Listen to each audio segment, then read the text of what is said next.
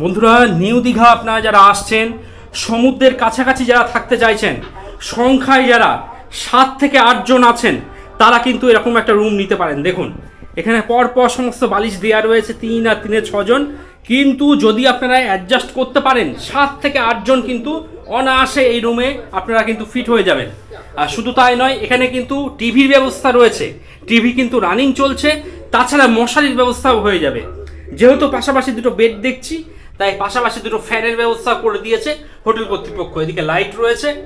আর রুমটা দেখুন একদম নিট অ্যান্ড ক্লিন, পরিষ্কার পরিচ্ছন্ন, কোনো দুর্গন্ধ, দাগ ধাব্বা তেমন কিচ্ছু দেখতে পাচ্ছি না। এদিকে জানলা রয়েছে, আর এদিকে একটা আয়নাও দিয়ে দিয়েছেন ওনারা। দেখুন আপনারা লাগেজপত্র এদিকটা করে রাখতে পারবেন। আর বেশ বড় একটা বেড রয়েছে, 7 থেকে 8 জন আপনারা থাকতে পারবেন। দাদা মোটামুটি 7-8 জন থাকতে পারবে আরামসে। আচ্ছা আচ্ছা। আর এই পাশে রয়েছে ওয়াশরুম, দেখিয়ে দিচ্ছি আমি একটু।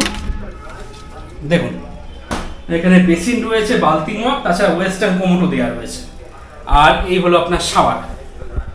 তবে বন্ধুরা, যেহেতু এই সমস্ত রুম একটু বাজেট রুম, একটু কম দামে পাওয়া যায়, তাই বারবার কমেন্ট সেকশনে জিজ্ঞাসা করবেন না 7-8 জনের জন্য কি একটাই ওয়াশরুম।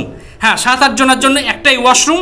আপনারা এসে অ্যাডজাস্ট করে থাকতে হবে এবং অ্যাডজাস্ট করে স্টেপ বাই স্টেপ কিন্তু ওয়াশরুম আপনাদের ব্যবহার করতে হবে। যদি মনে করেন এরকম ধরনের রুম আপনারা নেবেন, তাহলে কিন্তু অগ্রিম বুকিং করিয়ে আসুন। যে নাম্বারটা শো করছে, অগ্রিম বুকিং করিয়ে তারপরেই আসুন। এমন নয় বাস ছেড়ে দিয়েছি, গাড়িতে উঠে পড়েছি, আজ সকালে দীঘা নামবো, এই রুমটা আমার দরকার, এরম হলে পাবেন না। পরিষ্কার কথা।